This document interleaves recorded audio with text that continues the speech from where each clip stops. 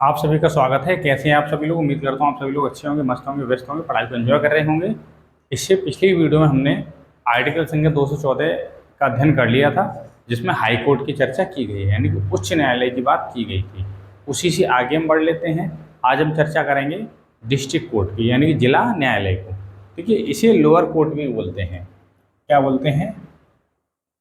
Lower court बोलते हैं, यानी कि निचली अदालत।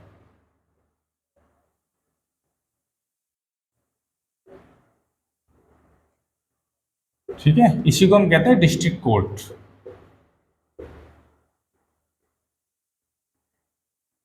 यानी कि जिला न्यायालय।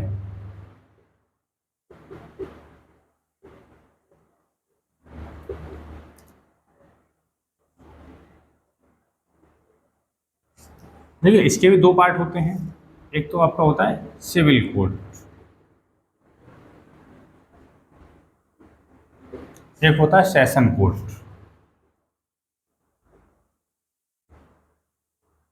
इसे हिंदी में बोलते हैं सत्र न्यायालय, और इसे बोलते हैं हम व्यवहार न्यायालय। व्यवहार न्यायालय।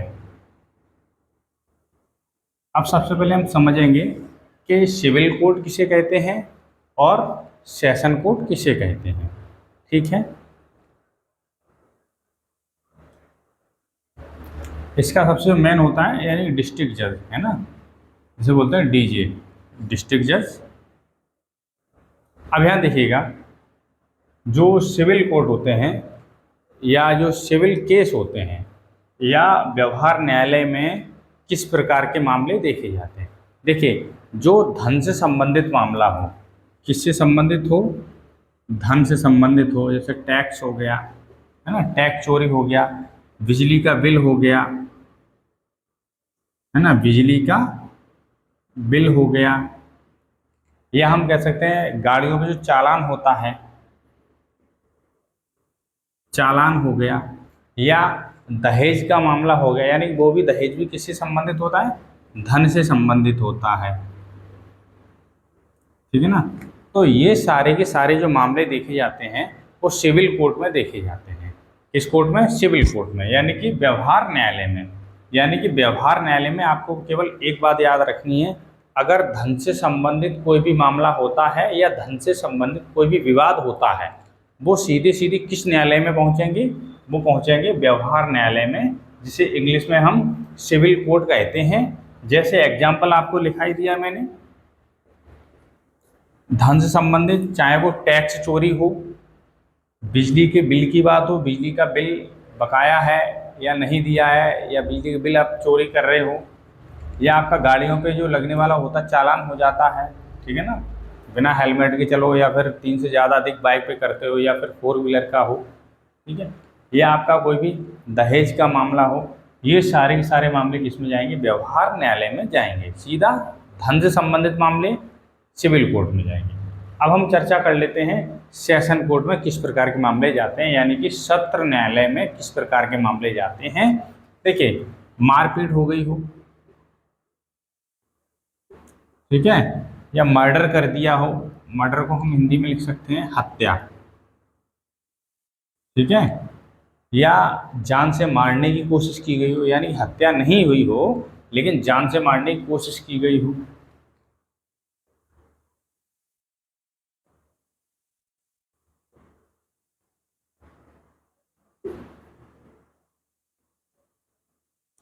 ठीक है, या रेप कर दिया हो, ठीक है ना, या डकैती।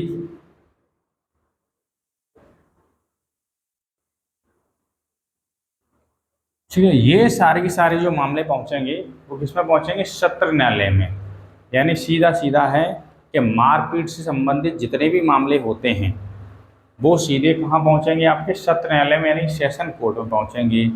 ठीक है, यानी कि मारपीट से संबंधित मामले, चाहे वो हत्या हो, जान से मारने की कोशिश हो, या किसी को गाली गलौज दी हो, या किसी को थप्पड़ ही मार दिया हो, तो आपका मारपीट के अंतर्गत आ जाएगा। गाली गलौज कर दोगे, है ना, जान से मारने की कोशिश, या धमकी दोगे, लिख देता हूँ धमकी, किसी को धमकी देना, है ना। देखिए अगर कोई व्यक्ति धमकी देता है, उसके लिए अगर आपको पता है कि ये व्यक्ति कोई भी खुरापात कर सकता है, तो उससे पहले थाने में जाके एक सनहा लिखवा दीजिएगा।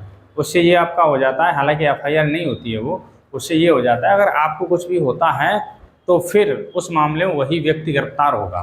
ठीक है, तो ये चीज़ें पता होनी चाहिए। अब यहाँ देखिएगा, अब हम आगे देख लेते हैं, यानी कि डिस्ट्रिक्ट कोर्ट में जो बनने की, डिस्ट्रिक्ट जो कोर्ट है उसमें जज बनने की जो योग्यता है वो क्या है। देखिए जो डिस्ट्रिक्ट कोर्ट का जो आर्टिकल है वो आर्टिकल संख्या 233 है। तो यहाँ मैं लिख देता हूँ आर्टिकल संख्या कितना है, 233। ठीक है, अब देखिए इसकी योग्यता क्या है, इसमें पीसीएसजे करके एक एग्जाम होता है, राज्य न्यायिक परीक्षा। क्या होती है, राज्य न्यायिक परीक्षा। ठीक है, जिसे हम बोल देते हैं शॉर्ट में PCSJ, provincial civil services judicial. ठीक है ना, तो ये परीक्षा होती है, या तो इसके द्वारा आप बन सकते हो, या हाई कोर्ट के मुख्य न्यायाधीश की सलाह पर राज्यपाल नियुक्त कर देते हैं। ठीक है, इन दोनों में से कोई एक हो, या तो आप एग्जाम के थ्रू बन सकते हो, या फिर हाई कोर्ट के जो मुख्य न्यायाधीश हैं उनकी मेहरबानी हो जाए तो आप बन सकते हो। ठीक है, अब देखिएगा आगे देख लेते हैं। अब देखिए एक होता है लोक अदालत। मैं समझता, उम्मीद करता हूँ आपको ये समझ में आ गया होगा, सिविल कोर्ट और सेशन कोर्ट, ये मामले फौजदारी के मामले हो गए आपके, और ये सिविल मामले हो गए। ठीक है, उसके बाद योग्यता मैंने आपको बता दी, राज्य न्याय की इसकी परीक्षा होती है, या फिर आप मुख्य न्यायाधीश के सलाह पर मतलब आपको नियुक्त किया जा सकता है, राज्यपाल कर देते हैं। ठीक है, अब हम देख लेते हैं आगे लोक अदालत। ठीक है, लोक अदालत इसकी शुरुआत होती है 1986 में होती है। इसे मैं इरेज कर देता हूँ तो समझाता हूँ। ठीक है,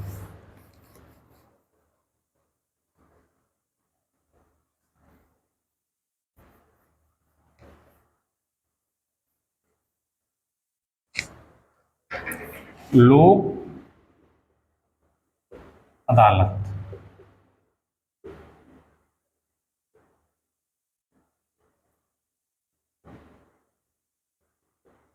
शुरुआत इसकी 1986 से होती है। देखिए लोक अदालत में क्या होता है कि किसी भी प्रकार कोई मामला नहीं चलता है, इसमें दोनों पार्टियों को बैठाल के समझौता कराया जाता है। लोक अदालत में क्या होता है, कोई केस वगैरह नहीं चलता है, सिर्फ आकर के पार्टियों को बैठाल करके आपसी समझौता, या फिर हम कह सकते हैं आपसी कंप्रोमाइज़ करा दिया जाता है। दूसरी बात, अगर एक बार लोक अदालत में समझौता हो गया है तो इसके खिलाफ आप सुप्रीम कोर्ट या हाई कोर्ट नहीं जा सकते हो। प्रश्न बनता है किस अदालत में फैसला हो जाने के बाद, ठीक है, आप सुप्रीम कोर्ट या हाई कोर्ट नहीं जा सकते हो। यानी प्रश्न कैसे भी आपको घुमा के पूछा जा सकता है। कंसेप्ट आपको क्लियर होना चाहिए कि लोक अदालत में पहली बार तो कोई मामला नहीं चलता है। लोक अदालत में सिर्फ और सिर्फ क्या होता है कि आपसी समझौते करा दिए जाते हैं। यहाँ लिख देता हूँ, आपसी समझौता करा दिया जाता है, यानी आपसी समझौता। ठीक है, और समझौता हो गया, इसके खिलाफ आप हाई कोर्ट और सुप्रीम कोर्ट नहीं जा सकते हो। ठीक है, ये समझ में आ गया। अब अगला हम देख लेते हैं फैमिली कोर्ट, यानी परिवार न्यायालय जिसे बोलते हैं, फैमिली कोर्ट।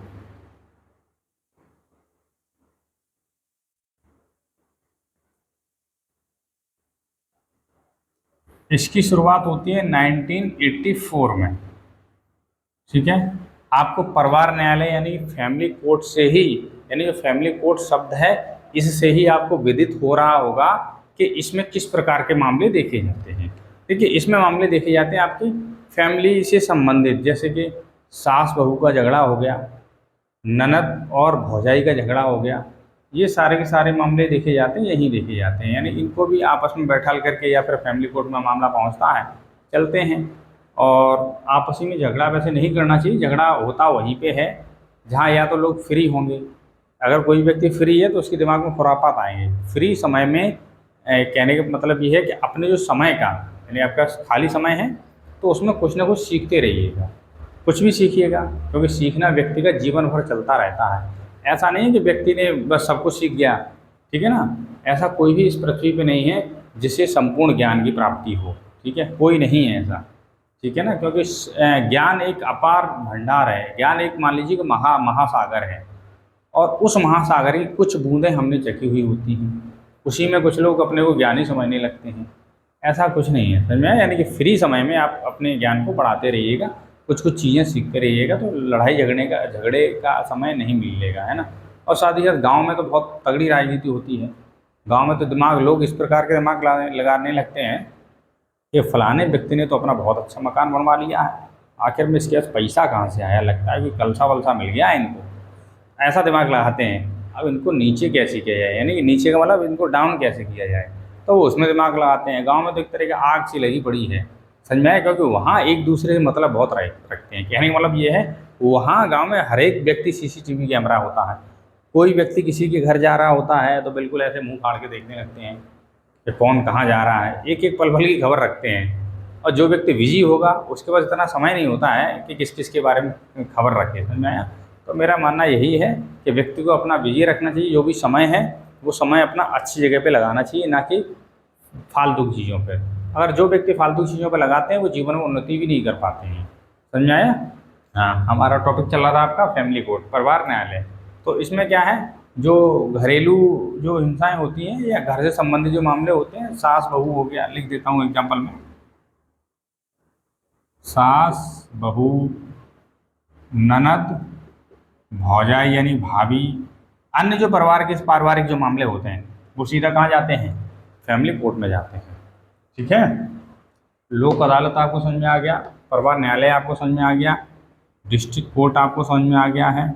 बाकी के जो मामले होते हैं, फौजदारी मामले किसे कहते हैं, सिविल मामले किसे कहते हैं, ये आपको समझ में आ गया। डिस्ट्रिक्ट कोर्ट की चर्चा किस आर्टिकल में कही गई है, आर्टिकल संख्या 233 में कही गई, ये मैं बता दिया है।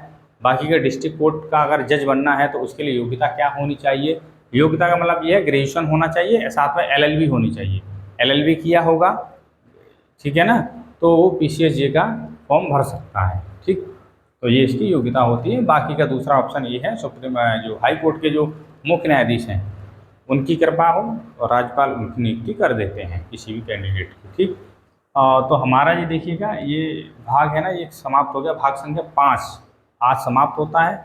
इसके बाद हम पढ़ेंगे, ठीक है ना, सॉरी भाग संख्या 6 था ये, यानी 5 में तो संघ है और इसमें क्या है, भाग संख्या 6 में राज्य है, तो भाग संख्या 6 हमारा समाप्त हो गया है। 7 को हटा दिया गया है, यानी भाग संख्या 7 को क्या कर दिया गया है, निश्चित, यानी कि उसको हटा दिया गया है।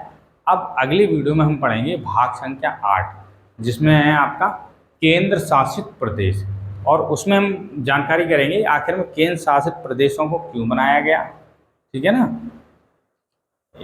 और ये किस प्रकार से बनते हैं, क्या क्या कारण होते हैं, ठीक है, और किन किन दृष्टिकोण को देखते हुए इनको बनाया गया है। चलिए मिलते हैं अब नेक्स्ट वीडियो में, तब तक के लिए धन्यवाद।